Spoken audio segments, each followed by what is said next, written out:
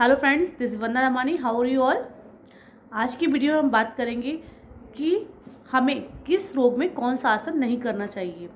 क्योंकि जब भी हम किसी योग क्लास में जाते हैं वहाँ कॉमन क्लास चलती है ज़्यादातर। यदि आपको ये पहले से ही पता होगा कि किस रोग में कौन सा आसन नहीं करना है, तो जब भी आप किसी योग क्लास में जाएंगे योगासन करने के लिए, तो आप खुद अवेयरनेस के साथ आसन कर सकते हैं। यदि आपको उसमें से कोई प्रॉब्लम है तो आप थोड़ी सावधानी से रहकर वो आसन कर सकते हैं। तो ये वीडियो आपके लिए बहुत हेल्पफुल रहने वाला है। और अगर थोड़ा सा भी आपको पसंद आए तो उसको लाइक कर दीजिएगा। और यदि अभी तक आपने मेरे चैनल को सब्सक्राइब नहीं किया है तो प्लीज़ सब्सक्राइब करें। जब आप सब्सक्राइब करते हैं फ्री ऑफ कॉस्ट है, इसका कोई भी पैसा नहीं लगता है। और एक बेल आइकन साइड में बटन रहता है, उसको ही दबा दीजिए ताकि जब भी मेरे नए नए वीडियोज़ आते हैं हेल्थ और फिटनेस को लेके आप उसका नोटिफिकेशन आपको मिल जाएगा। ठीक है, तो चलिए स्टार्ट करते हैं आज का वीडियो। सबसे पहले तो जब हम किसी योग क्लास में जाते हैं तो जैसा योग शिक्षक हमें करवा रहा है वैसा हम करते जाते हैं। वो भी आपको गलत नहीं करवाएगा यदि वो अच्छा टीचर है तो। क्योंकि इसमें भी एक कॉमन क्लास चलती है, एक एडवांस क्लास चलती है।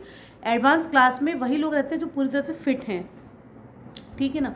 जो कॉमन क्लास में कोई भी आपको ऐसा खतरनाक आसन नहीं करवा सकता है जिसमें आपको कोई भी इंजरी हो, ठीक है। फिर भी आपके लिए ये जानना ज़रूरी हो जाता है कि कौन सी डिसीज़ में कौन सा आसन आपको नहीं करना है। फॉर एग्जांपल, जैसे आपको चक्कर आने की प्रॉब्लम है, सर्वाइकल का पेन है आपको, या आपको कोई मेंटल डिसीज़ है, आपको डिप्रेशन है, तो उसमें आप कोई भी ऐसा आसन नहीं करें जिसमें आपको सिर की तरफ आपका पूरा ब्लड फ्लो हो जाए। जैसे शीर्षासन हुआ, हेड स्टैंड बोलते हैं इसको, और सर्वांग आसन हुआ, हल आसन हुआ। इसमें क्या है, आपकी गर्दन पे पूरा जोर पड़ता है। तो यदि आपके पहले से ही पेन है गर्दन में, सर्वाइकल का पेन, तो ये और बढ़ जाएगा।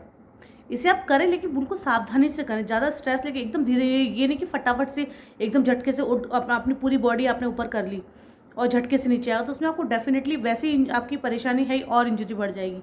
तो यदि आपको सर्वाइकल का पेन है, या आपको कोई डिप्रेशन है, या आपको हाई ब्लड प्रेशर की समस्या है, तो कोई भी ऐसा आसन ना करें जिससे आपका ब्लड फ्लो एकदम तेज़ी से ऊपर जाओ, तेज़ी से नीचे, ऐसा आसन ना करें, ठीक है। इसको करें बिल्कुल धीरे से करें, और योग एक अच्छे योग शिक्षक की ट्रेनिंग के अंदर ही रहकर ये आसन आप कर सकते हैं, ठीक है। तो हाई ब्लड प्रेशर में आप कोई भी इस तरह का आसन ना करें जो आपके गर्दन पे भी स्ट्रेस डाले, आपकी ब्रेन में भी थोड़ा सा इसमें स्ट्रेस आए, ऐसा ना करें, ठीक है। अब सेकंड आता है, यदि आपको कानों में कोई प्रॉब्लम है, या कानों में आपकी कोई प्रॉब्लम है, या मवाद भरा हुआ है, पस भरा हुआ, तो कोई भी ऐसे आसन ना करें उलट पलट वाले जिसमें बॉडी को पूरा रोल कर रहे हैं, ये कर रहे हैं, उससे आपकी इंजरी और बढ़ जाएगी। तो आप बिल्कुल ध्यान रखें, यदि आपके कान बिल्कुल हेल्दी है तो आप कर सकते हैं, लेकिन अगर आपकी कानों में कोई प्रॉब्लम है तब भी आप इस तरह का कोई आसन ना करें, ज़्यादा इसमें उलट पलट करना पड़े आपको, ठीक है। अब थर्ड आता है आपका, प्रेग्नेंट लेडीज़ को कौन कौन से आसन नहीं करने चाहिए। सबसे सिंपल सा है समझने में, यदि आप प्रेग्नेंट हैं तो आपको कोई भी ऐसा आसन नहीं करना है लेडीज़ को जिससे आपके पेट पे दबाव पड़े, जिससे आपका जो आगे का पेल्विक रीजन है, पेट है, पूरा दबे। ऐसा कोई भी आसन नहीं करना। आप खड़े होने वाले आसन कर सकते हैं, आप पीछे झुकने वाले भी सारे आसन नहीं करने हैं आपको। तो सबसे ज़्यादा ज़रूरी है कि पेट को जो दबाए, ऐसा आसन बिल्कुल भी नहीं करना है आपको, ठीक है। साइड बेंडिंग कर सकते हैं, वो भी एकदम धीरे धीरे। आप ताड़ासन कर सकते हैं, इस तरह पूरी बॉडी को स्ट्रेच कर सकते हैं। और आप हल्के हल्के कमर को रोटेट कर सकते हैं, और वो भी 3 महीने की प्रेगनेंसी हो जाए उसके बाद आपको ये सब चीज़ें कर सकते हैं, यदि आप थोड़ा सा एक्टिव रहना चाहते हैं। वो भी किसी अच्छे योग ट्रेनर के निगरानी में ही आपको सारे आसन करने हैं, ठीक है। और फिर भी थोड़ा सा अवेयर मैं आपको कर देती हूँ कि आप कोई भी ऐसा आसन ना करें जिससे आपका पेट दबे, ठीक है। अब आता है प्रेगनेंसी के बाद, जब आपकी डिलीवरी हो जाती है, प्रेगनेंसी के बाद आप कितने समय तक आसन ना करें। आप 3 महीने तक कोई भी किसी प्रकार का आसन ना करें, क्योंकि 3 महीने आप पूरी रिपेयर अंदर, जब हम एक बच्चे को जन्म देते हैं तो हमारी बॉडी में से ही तो बच्चे का पूरा बना है, उसका मांस, उसका ब्लड, उसका सब चीज़ें हमारी बॉडी में से तो बनी है उसकी। हमने एक नई बच्चे को जन्म दिया है, अपनी बॉडी का ही अंग तो है वो। जब कोई चीज़ हमारे शरीर में बनी और निकली तो अंदर कुछ तो अलग हुआ होगा ना शरीर के अंदर हमारे।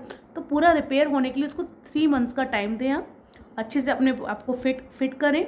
उसके बाद धीरे धीरे आप सबसे पहले सूक्ष्म व्यायाम से, मतलब सूक्ष्म यौगिक क्रियाएं होती हैं ना, जैसे हैंड रोटेट करना, इस तरह से करना, शोल्डर रोटेशन, इस तरह से आप स्टार्ट कर सकते हैं, दोबारा योग प्रैक्टिस कर सकते हैं। लेकिन आफ्टर प्रेगनेंसी जब आपकी हो जाती है, डिलीवरी हो जाती है, उसके बाद आप 3 महीने तक कोई भी आसन ना करें। 3 महीने बाद धीरे धीरे आप सूक्ष्म योगिक क्रियाओं से स्टार्ट कर सकते हैं। ठीक है, तो ये भी आपको समझ में आ गया होगा। और मतलब इसमें आप कोई भी इस तरह एडवांस प्रैक्टिस ना करें योगासन की। आपकी डिलीवरी के तुरंत बाद आप सोचिए एडवांस आसन की प्रैक्टिस करने लग जाएं, ये बिल्कुल भी ना करें, इससे आपको इंजरी भी हो सकती है। ठीक है, अब आता है यदि आपको कमर में दर्द है, स्लिप डिस्क की प्रॉब्लम है या सर्वाइकल का पेन है, तब भी आपको कोई ऐसी आसन नहीं करें जिससे आपको आगे झुकना पड़ रहा है। ठीक है, फॉरवर्ड बेंडिंग आसन आप बिल्कुल भी ना करें। यदि आपको कमर का पेन है, बैक में पेन है, आपके शोल्डर में पेन है, गर्दन में पेन है, तो फॉरवर्ड बेंडिंग आप ना करें। करते भी हैं तो बहुत धीरे धीरे करना है, एकदम पूरी अवेयरनेस के साथ, झटके से बिल्कुल भी नहीं करना है। क्योंकि अब जब धीरे धीरे आराम से करेंगे तो आपकी फ्लेक्सिबिलिटी अपने आप ही आ जाती है कमर में।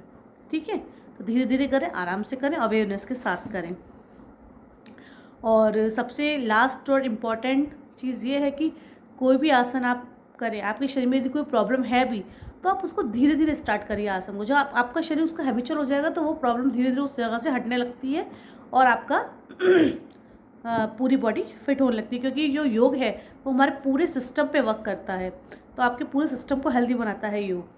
तो आई होप ये वीडियो रहेगा आपके लिए हेल्पफुल, और जो इसमें मैं नॉलेज दी उसको आप अच्छे से सुने और समझें। और जब भी आप किसी योग क्लास में जाएं तो अपनी बॉडी को देखें कि मेरी बॉडी में यदि इससे रिलेटेड कोई प्रॉब्लम है तो मुझे कौन से आसन करने हैं और कौन से आसन नहीं करने हैं। ठीक है, और ये वीडियो दूसरों को भी शेयर करें, क्योंकि आजकल ज़्यादातर सभी लोग जाते हैं योग क्लास में, तो वहाँ उनको भी शेयर करें ये चीज़, वही अवेयरनेस के साथ योग कर सकते हैं और इंजरी से दूर रह सकते हैं। ठीक है, आई होप ये वीडियो रहेगा आपके लिए हेल्पफुल, और मिलते हैं मेरे नेक्स्ट वीडियो में। तब तक के लिए बाय, स्टे हेल्दी। और हाँ, एक और चीज़ बताना रह गया था, लेडीज़ को पीरियड्स की प्रॉब्लम होती है। जब पीरियड्स चल रहे होते हैं लेडीज़ के, तो उन्हें कोई भी योगासन नहीं करना चाहिए। 4 दिन तक तो आपको कोई भी योगासन नहीं करना है। 4 दिन बाद भी जब आप करते हैं तो फॉरवर्ड बेंडिंग को आप थोड़ा सा अवॉइड करें, क्योंकि जब भी हमारे पेल्विक रीजन दबता है तो ज़्यादा ब्लीडिंग होने के चांसेस रहते हैं। तो ये मैं आपको स्किप कर दिया था, मैंने बता नहीं पाई थी मैं। अब मुझे याद आया कि जब भी अगर पीरियड्स चल रहे हों, पीरियड्स के डेज हों, तो आप उन दिनों फॉरवर्ड बेंडिंग आसन को अवॉइड करें और 4 दिन तो आप कोई भी आसन ना करें। ठीक है, चलिए मिलते हैं मेरे नेक्स्ट वीडियो में, तब तक के लिए बाय, स्टे हेल्दी।